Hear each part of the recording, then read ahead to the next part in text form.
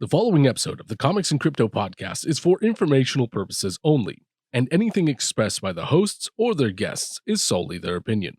This podcast does not constitute financial advice, and anyone wishing to invest should seek their own independent financial or professional help.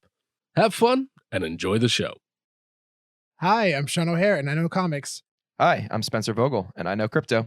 Hi, I'm Kevin Lee Loader, and I don't know shit. This is the Comics and Crypto podcast. Comics and crypto, crypto and comics, collectors world in a digital age. Comics and crypto, crypto and comics, it's where the next billionaires will be rich. Comics and crypto. Welcome back to the Comics and Crypto podcast. This is your one-stop shop for all news and discussions regarding comics and NFTs. Today, we will be focusing entirely on VeVe, an NFT project making incredible waves. Also, please keep in mind, due to the podcast being pre-recorded, any prices discussed in this episode about VeVe NFTs and OMI tokens may have changed. Here we are, episode 2. We made it. Episode 2. Hey, awesome. everyone. Welcome back. Thanks for joining us. Woo! Yes. So, how was your weekend, gentlemen? It's fantastic. It was amazing. I actually went to a comic book show. Oh, One of the few I've been to since the pandemic. It was in San Jose, and it was really cool because we met Sam De La Rosa, who's really famous for a lot of Venom artwork, and Mike Royer, who actually worked with Jack Kirby a lot. I have this massive Marvel sign, and it's signed by a lot of legends. Really cool, actually. It has a ton of Marvel characters on there, almost all of them. The first person to actually sign it was Stan Lee, which is really That's cool. so And since cool. then, we have like Jim Lee and Frank Miller, Jim Shooter, Mike Zeck, and John Beatty, a lot of legends. Wow. And it's funny, Mike Royer, who worked with Jack Kirby, you had him sign it. And he used a really small felt tip pen. Like everyone uses Sharpie. So that's the right thing to do. Like, I mean, a very, very, But he very used thin a tip. very thin pen. He used a very thin pen and it had a very small signature on it. I was like, whoa, Mike, calm down. Huh? I only have limited real estate. Save some room for the rest of the artists. Jeez. No, Mike Royer is such an amazing guy. He was such a nice guy. He told us so many great stories. He loved talking. He loved talking. Yeah. He was actually going to do a Q&A to talk about his relationship with Jack Kirby and Stan Lee. And we were holding him back because he kept telling to tell stories. It was really cool. And Sam De La Rosa was really rad too. Yeah, very cool. he Very, was very awesome. cool guy. Yeah. So it was a lot of fun. Nice. Unrelated to comics, but yeah, I went to a book signing this weekend I got a shout out. My roommate co-authored a book. It's called Things I Heard My Professor Say. And he co-authored it with one of his professors at Northeastern University, which is where we went, Professor Curtis Odom. And yes, it was really, really awesome event. Great to support him and meet the other author. And yeah, it was a really fun time. Oh, that's awesome. That's so What's cool. the book about? Yeah, so essentially he took a whole bunch of notes during this class with Professor Odom. You know, he makes some really notable quotes, and you know, throughout the entire semester, he just started jotting them down, ones that he thought were interesting. And then post-graduation during the pandemic, my roommate, came across this Word document that he made with all these different quotes on it and decided to send it to the professor. And the professor was so inspired and everything that he was just like, hey, we should actually turn this into a book. So through all this, they actually co-authored a book together. It's a really cool book for especially people who are transitioning, either starting a new career or going from college into their first career, or maybe even going from high school into college. A lot of really insightful life advice. Nice, man. Dude, that's awesome. That's awesome. That's so cool. So, Spencer, why don't you actually start this off by explaining to everyone what VeVe is? Sure. So VeVe is an NFT platform. It's focused specifically on licensed digital collectibles. So its parent company is called ECOMI.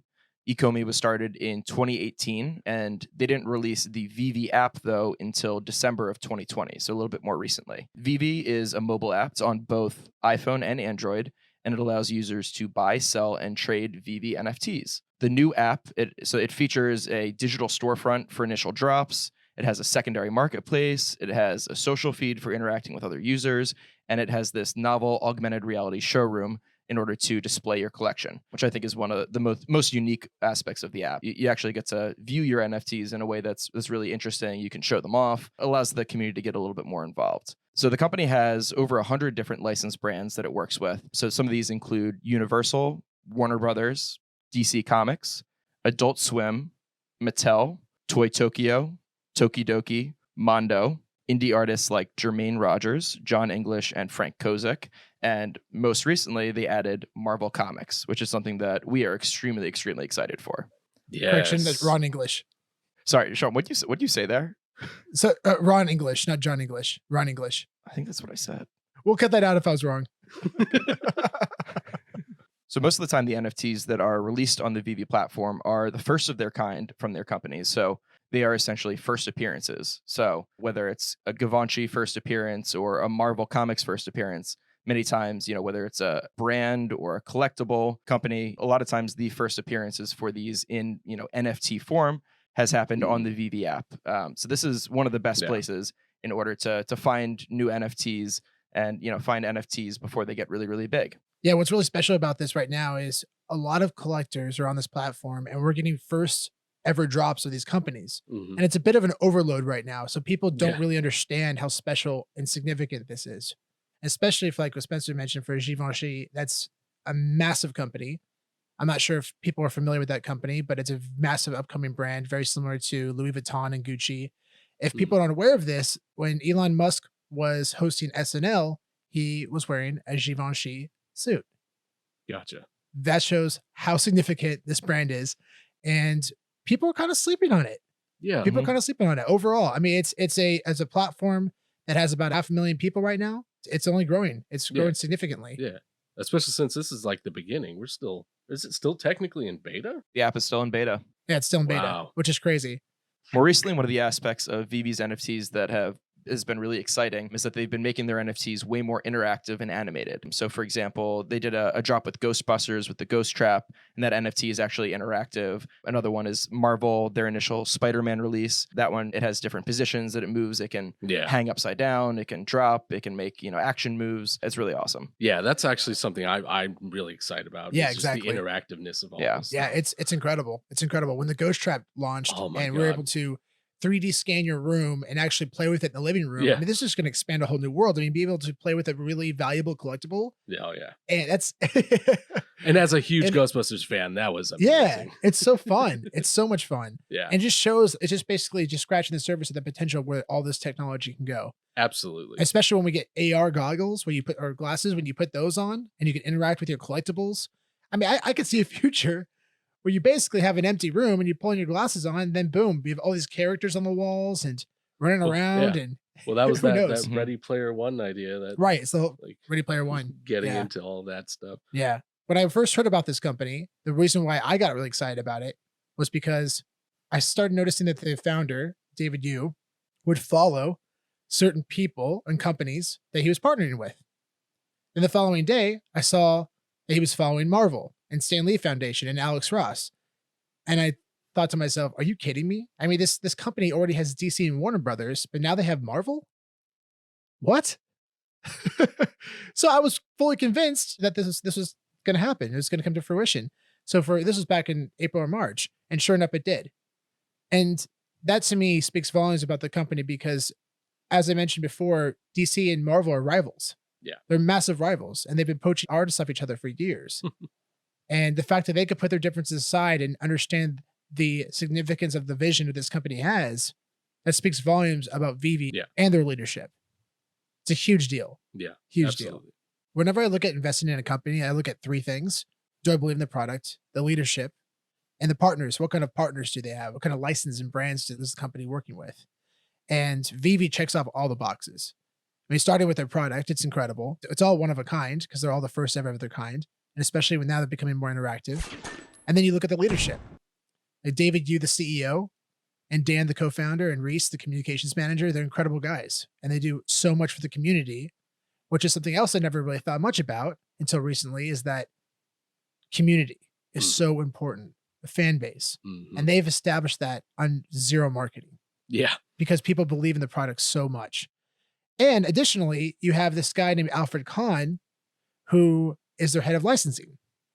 And Alfred Kahn has been around for 30, 40 years.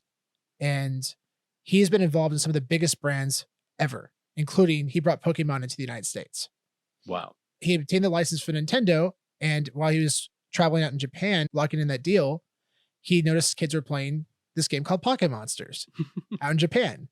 I think Nintendo had the licensing, part of the licensing deal with that. So he negotiated with them and brought it to the United States and changed the name to Pokemon. So he helped come up with the name Pokemon. And he also actually helped with the music as well. Wait, He what? yeah, he did. Yeah, he helped with the song, the Wow. theme song. Yeah. And what's even more special about this guy is that he believed in this show so much that he actually aired the episodes on his own dime. Really? Yeah. Yeah. Wow. Because nobody else would back it. Wow. Yeah. This is the kind of vision that this guy has in his products. So he was involved with Pokemon. He brought Pokemon to the United States. He brought Yu-Gi-Oh! Into the United States. He discovered Cabbage Patch Kids and packaged that. Like I said, he had the license for Nintendo throughout the 90s. James Bond during the 90s. And he was involved with the Ninja Turtles in the 90s. So this guy, whatever he touches turns to gold. Yeah, that's incredible. He's been involved in multiple large brands that are some of the biggest of all time for kids. Yeah. And he's emphasized that this is going to be probably one of the biggest, if not the biggest companies I ever work with. Wow. And this guy brought Pokemon into the United States and he's worked with Nintendo. And That's he's actually incredible. mentioned multiple times that David and Dan, the two founders, remind him so much of the founders of Nintendo. Which is really cool. Yeah. Oh, that's cool. Yeah, it's I a like huge that. compliment. And to give you an idea of the fan base, right? I think it was 2 years ago, Dan was telling a story about how they're in Al's kitchen and they're talking about the future of VeVe and where it can go. Al asked them, where do you see the user base in 1 year? And the response was, I think probably in 1 year, we could see about 60,000 users. And don't quote me on the numbers, it's very close. And then after doing intense marketing for a year, we could probably get to about 150,000 users. Al said, whoa. I mean, that sounds great. It's a bit ambitious, but I respect the ambition. I just want to make sure you guys have your expectations set. Sure enough, we're 6 months in and they're at almost 500,000 users on zero marketing. Wow. Zero marketing, guys. And they actually just hired one of the largest marketing firms in the world that has incredible brands, including like Justin Bieber. And they've barely even started with them. Really? So what's going to happen when they actually start marketing this thing? Yeah, right? Wow. It's incredible. So Spencer, can you tell us a little bit more about the OMI token? Because the way it works is you have ECOMI, the company, and then you have VeVe. It's the app where you can buy the NFTs, the digital collectibles. But what's the OMI token? So the whole VeVe ecosystem, it uses a dual token system. So it uses the OMI token and it uses gems. So I'll go ahead and explain both of those. So the OMI token, which is named after the parent company ECOMI, it's the utility token for the VeVe ecosystem, and it's been designed to be exchanged for digital collectibles in the future. As of now, you're not able to exchange ECOMI or OMI token for digital collectibles, but at some point in the future, you'll be able to. So the OMI token has a total supply of 750 billion tokens, but the current circulating supply is only about 216 billion.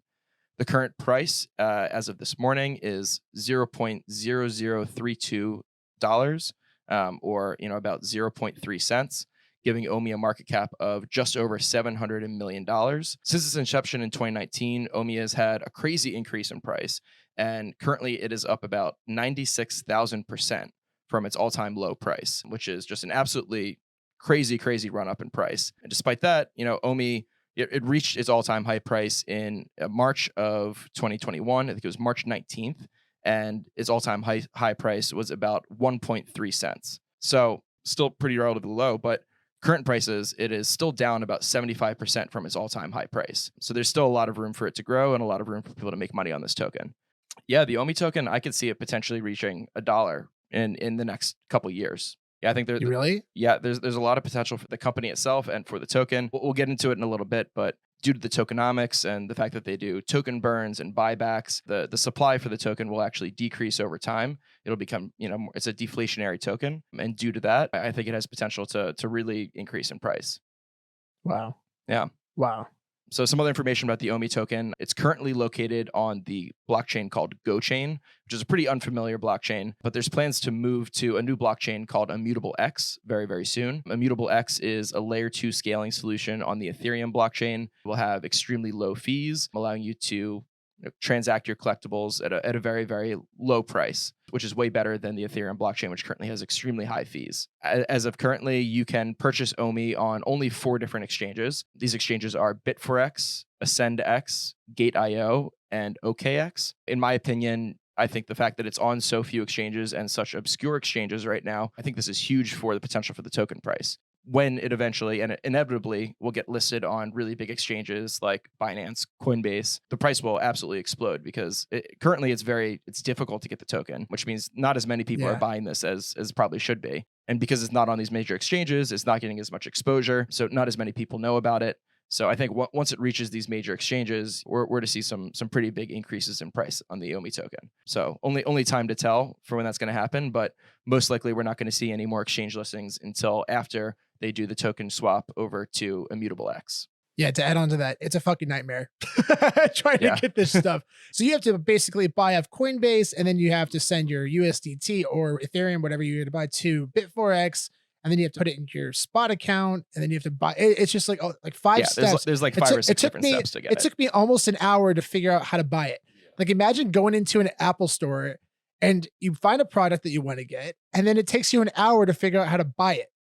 That's literally the same thing that's happening with this, which is a huge reason why it's so low right now. Yeah. And I think VeVe and ECOMI, they're really smart, and they recognize that it's not super easy for them to acquire this token in order to exchange it for digital collectibles, which is why they created gems. So gems are actually, they're an in-app currency, which are within the VeVe app, and gems are pegged to the US dollar. So one gem is $1. And they were essentially created to make the VeVe app way more user-friendly and to remove barriers to entry for potential collectors who aren't familiar with cryptocurrency and don't want to go through the hassle of using obscure exchanges like Bit4X. It's very, very, very difficult to buy ECOMI. Yeah. So, it's really easy. You can buy gems directly in the app with a credit card or a debit card, and then straight away, those gems are available for you to use to buy digital collectibles from drops or from the secondary market. And you can buy it through the app, but gems can also be purchased peer-to-peer through Facebook or Telegram groups. Sometimes you can even buy them at a discount. You might be able to buy them at 90 cents to a gem, but always got to make sure, give this warning, if you're ever going to use peer-to-peer, markets, Facebook, Telegram groups, things like that,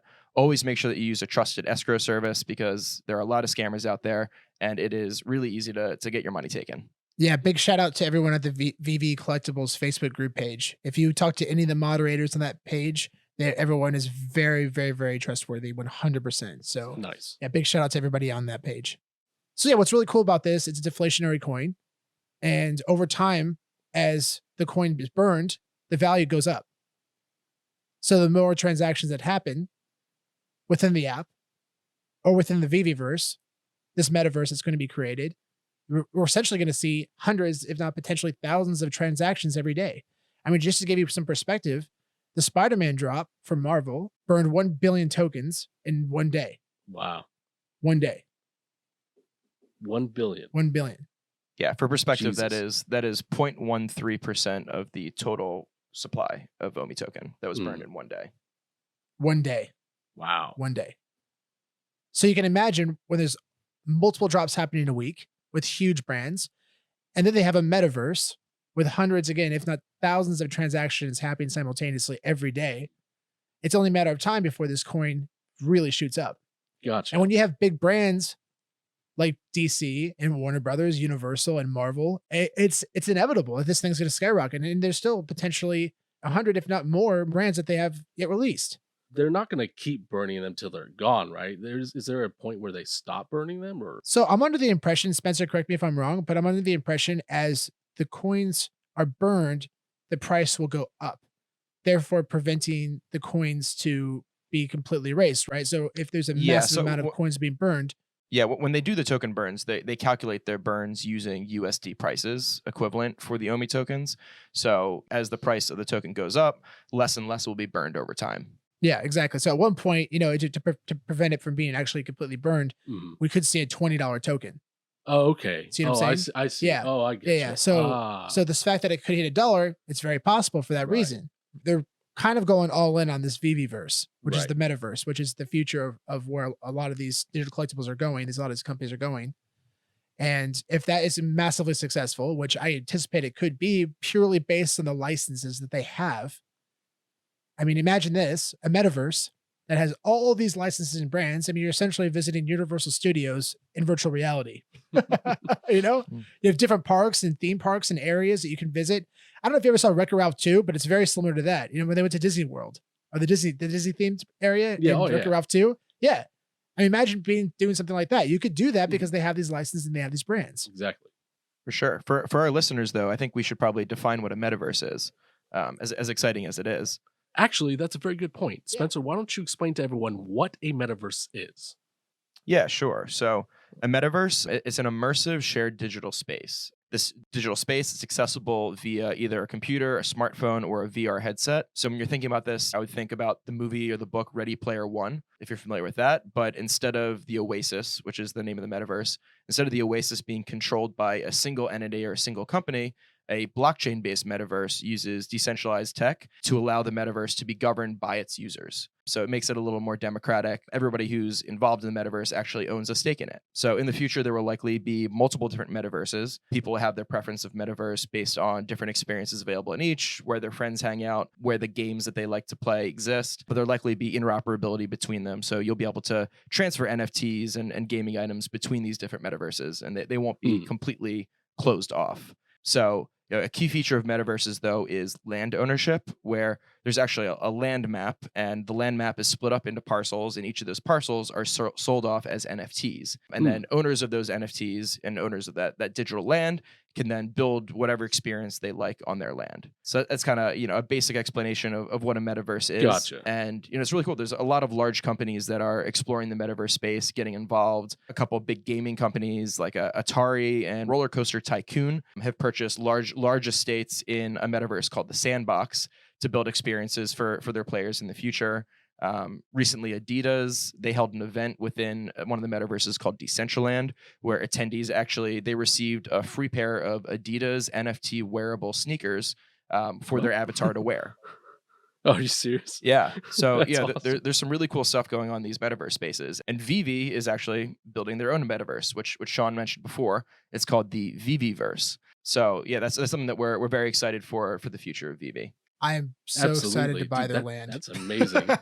So Sean, as a comic collector, how does this space translate to you, and why are you excited about collecting NFTs as a comic collector? Yes. So specifically for me, when I look at NFTs, I look at the brand. Is it popular? The cost. What's the potential ROI? You weigh out those differences. And scarcity. How many mint numbers are there? Because that's how it really translates to comic books too, right? You assess how limited is it? What's the brand or what's the story? And what's the cost? Those are all things that you have to weigh out. For the VeVe, they have probably about 50 first appearances of multiple characters and brands, the first of their kind. Yeah. And again, going back, I cannot emphasize enough the importance of first appearances or first editions. First editions basically means if it's artwork or not an actual character. First editions or first appearances, and first appearance is actually like a character like Superman or Spider-Man.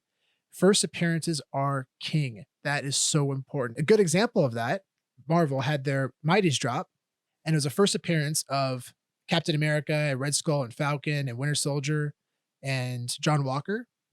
And people slept on it because they didn't like the way it looked. It was kind of childish. And I get that. But at the same time, their first appearances, it doesn't matter. It's that important to collectors that they have a first appearance of anything in any medium, regardless of how it looks. So recently, Marvel had another drop with Captain America, and it was really cool. Yeah. Super this thing cool. looked amazing. And they had 5 different editions, and it looked awesome. And it was animated, and people were really excited about it. And VeVe mentioned that it is going to be a first appearance. The community got really upset about this because how are you going to have everyone wild? I mean, how are you going to have 2 first appearances of the same character? And they're trying to explain it. They didn't really know. They're trying to say that it was the first appearance of Steve Rogers, but Steve Rogers is Captain America. So it's like it's the comic book version. That's what it was. It's still it doesn't matter. The only difference is that it was a new costume. It's still the same core character. And as a comic collector, and I know the fan base really well, they would be very frustrated and they would not understand that at all because Steve Rogers and Captain America are the same fucking person. You can't do that. You can't disconnect that. So people went crazy over it on Twitter and just were kind of demanding for answers. And this speaks volumes. And I was actually genuinely upset about it too, because VeVe has done an amazing job with the community and making right decisions and doing right by the collectors and understanding the space so well.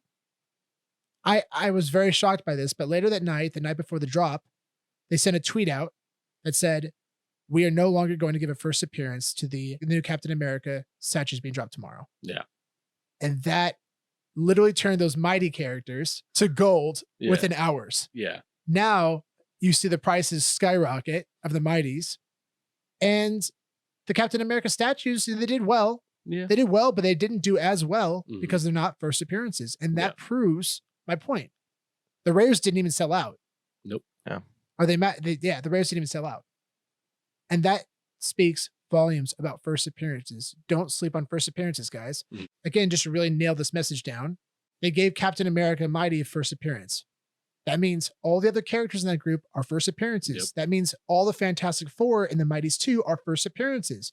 Doctor Doom, first appearance. Yep. Mr. Fantastic, first appearance. Guys, that set is so undervalued right now. Yeah. You can get an entire set, key first appearances of some of the most significant characters in Marvel history. Yeah. And especially Doctor Doom, you can get a really low mint number for a couple $100. Yeah. That's awesome. And this is going to be, this character is so valuable to comic collectors.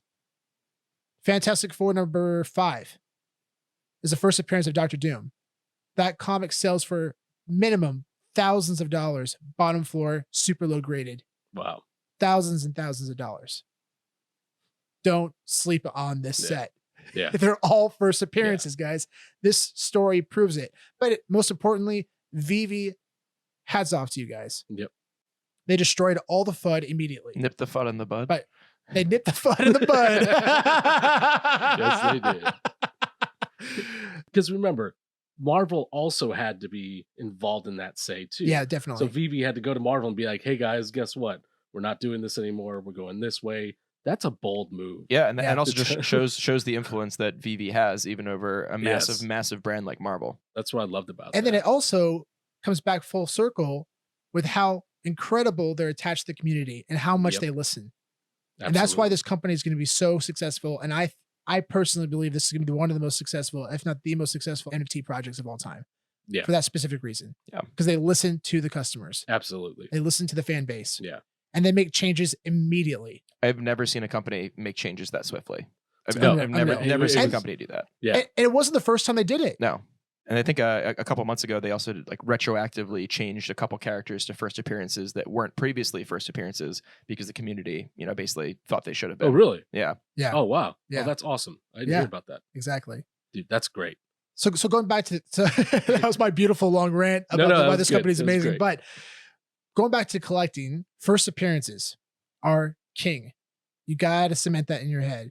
Also, low mint numbers. Collectors always want to differentiate value. So what did they do in the comic book world? They started grading. And not only has that been fully adopted, that's a standard. Yeah. For collectors. Absolutely. And Well, how are they going to translate that into the NFT space? Mint numbers. Yeah. Low mint numbers. Yeah. The NFTs Are are valuable. completely identical other than the mint number. It is the only thing that differentiates them. And collectors want something to differentiate the items that they're collecting. So Exactly. And there's no deterioration over time because it's a digital collectible, right? Right. I think over time, people are going to adopt a category of mint numbers. For example, like Spider-Man, you have 32,000 editions. You're going to have subcategories. So you have 32,000 editions. You'll have a sub 16,000, maybe a sub 2,000 and a sub 100. But over time, people are going to adopt this and they'll understand value, especially when they're able to track past sales. yeah, so there's a strategy that I've adopted when I come to look at mint numbers. So I like to line it up almost to the grading scale that is used for comic books. So especially for VeVe when they've released their NFT comic books, I feel like this the comparison is really strong. Looking at the grading scale, I actually line up percentages for the top mint numbers for NFTs to the grading scale for comic books. So, for example, the top 2% of all of the mint numbers for NFTs. So, in the example that Sean used for Spider-Man, if there's 32,000 mint numbers, the top 2% would be 640.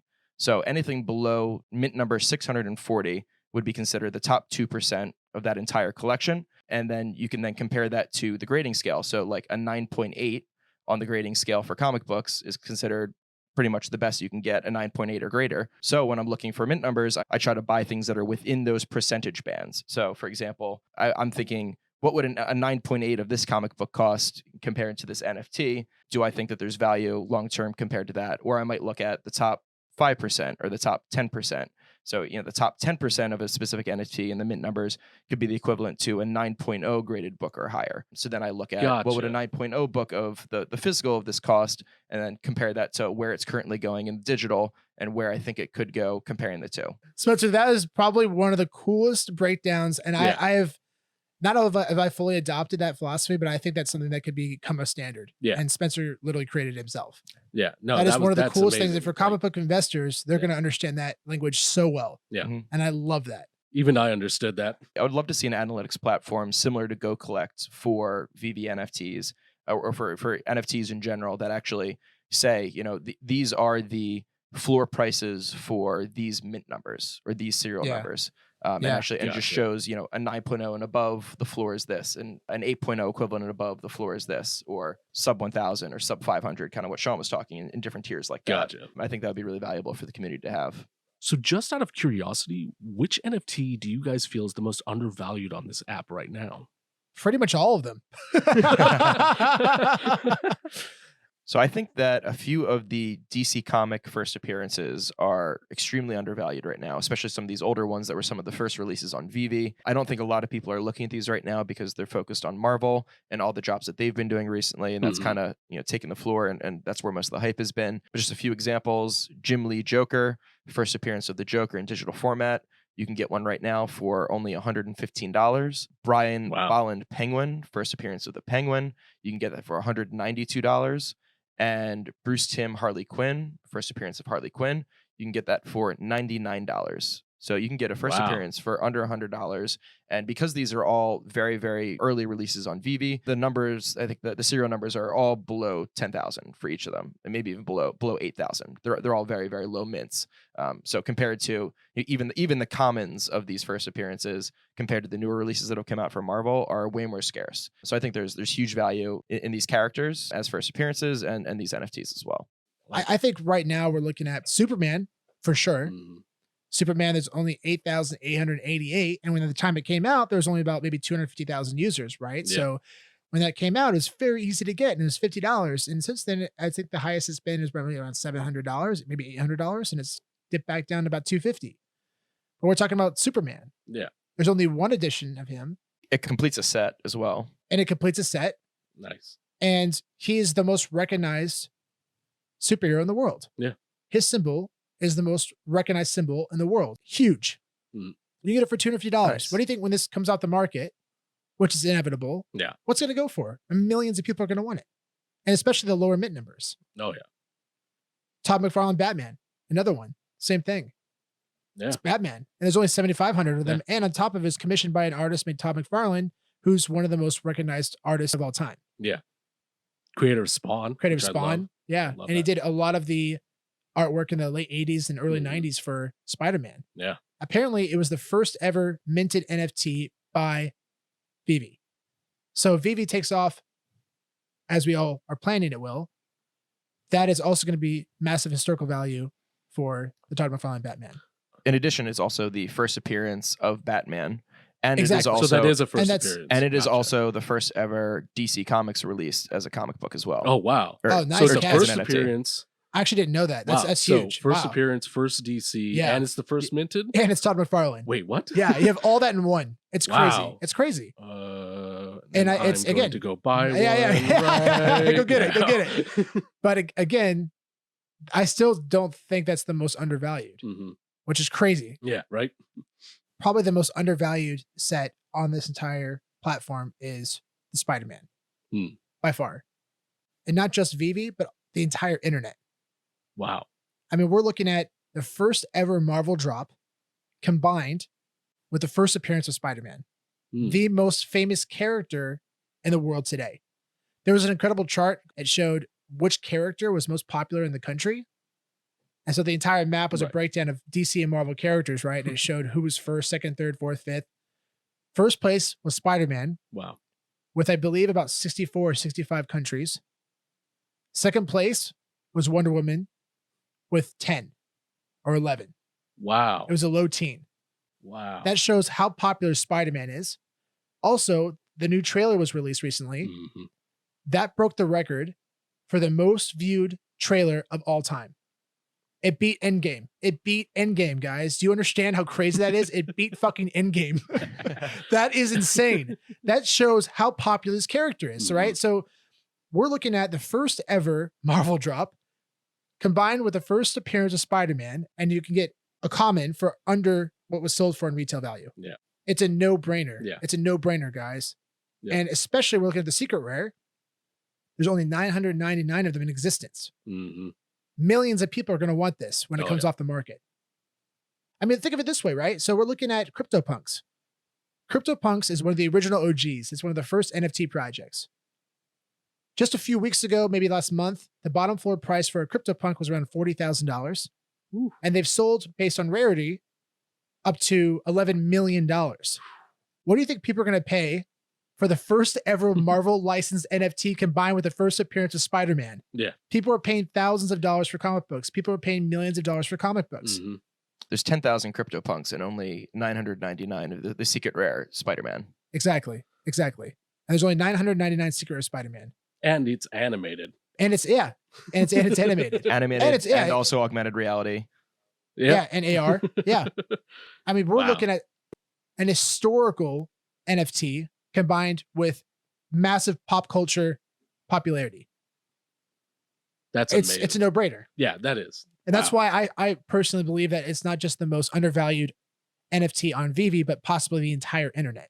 So if we're going to rank the entire world by cell phone usage, there's actually a really good graph. Shout out to Taps for putting this together. If you don't follow Taps Trades, highly recommend you do so. He's on YouTube, gives incredible assessments, and does an amazing research for VeVe. From January 2021 to March 2021, Google's top play rankings for VeVe were the USA, Canada, Italy, Australia, and the UK, mainly English-speaking countries. Mm-hmm. But for top 5 countries by cell phone usage was actually China, India, USA, Indonesia, Brazil, Russia, number 6. Oh, wow. Anime is going to be a massive product when it comes to VeVe. What top 5 countries watch anime? Coincidentally, China, India, Indonesia, Brazil, Russia, and then USA, number 6. Are you kidding me? Like, do we see the potential for the international market here, guys? Oh, like, yeah. That's Very just much. amazing. Yeah. That's unreal. That is. I mean, when anime comes to this application, which I personally feel is inevitable, the possibilities are endless. Yeah. And I don't want to create too much speculation, but I think we can all agree that it's a very strong chance that Pokemon is going to come to this app. Yes. I agree. Yeah, I mean, we're looking at the head of licensing, Alfred Kahn, who literally created the name Pokemon. Yeah. Is their head of licensing, guys. Alfred Kahn gave David Yu, he met him because David Yu wrote him a letter requesting that he could obtain the license for trading cards of Pokemon in New Zealand. He said, yeah, sure. Because he believed in this kid and what he had to say.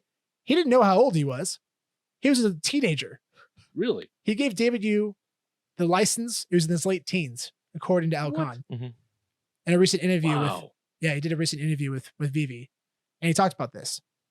And he gave him the license for Pokemon trading cards in New Zealand as a teenager.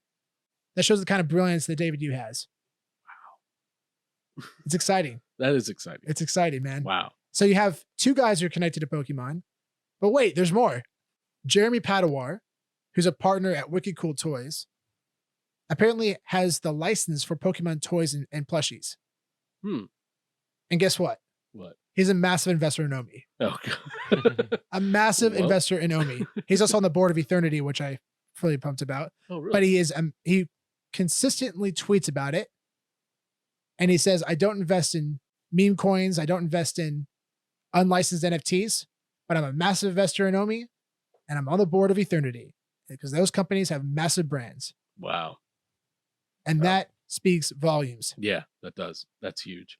Wow. If you cannot believe in a product as much as you do right now, I hope you realize the potential Yes. here. Yes. And you have the opportunity to get the Omi coin at 0.0032.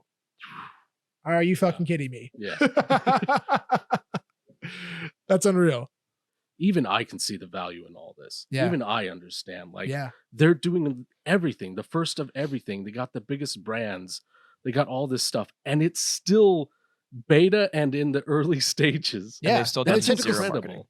Yeah, and they've done zero zero marketing. marketing. After all of this, Wow. the brands they've gotten on zero marketing. And remember, Marvel came to them and said, we're partnering with you. Like, Wait, Marvel went to them? apparently, yeah. Wait, really? Don't quote me on that. Okay, I was like, I did not hear that. But they basically came out and said, we chose them. Right. So we chose in the article Well, release. I mean, said, they choose their partners. we chose very VeVe. Yeah, carefully. exactly. So if there's ever any FUD being thrown around, I know people are upset about Comic-Con, ignore it. Yeah. You know why? Because you have literally the biggest company in the world that's partnering with them. And they know what's going on behind the curtains. They know their 1-year plan. They know their 5-year plan. And they know it all. We don't. Yeah. But Marvel's successful. Yeah. Disney's successful. Yeah, there's no company that's even comparing to what they're doing right now. Man. And everyone has an opportunity to get involved. Yeah. And also you have the opportunity to get involved really no matter what your financial situation is. If you only exactly have $50 Absolutely. to spare on a couple collectibles, great. Yeah. Or if you're a massive whale with millions of dollars, there's opportunities for everyone. So don't miss this opportunity. Absolutely. Yeah. And I mean, if you go on the VeVe app right now, you could probably get a Fantastic Four #1 for $4. Yeah. You can get a Captain America first appearance for $7. There's tremendous opportunity, and they're all going to go up in price. All of them. Not financial advice. Not financial advice. Okay, this might be purely speculative, but are there any brands that you guys think might be coming to VeVe? So I did my little researching, aka go stalking David Yu's Instagram page. Perfect. Which again, this is speculation. It's nothing's for sure, but it's very possible that we could see brands such as Upper Deck, Obey, El Decor, Supreme, Adidas, Louis Vuitton, Sanrio, Pixar, and also Disney. Yeah.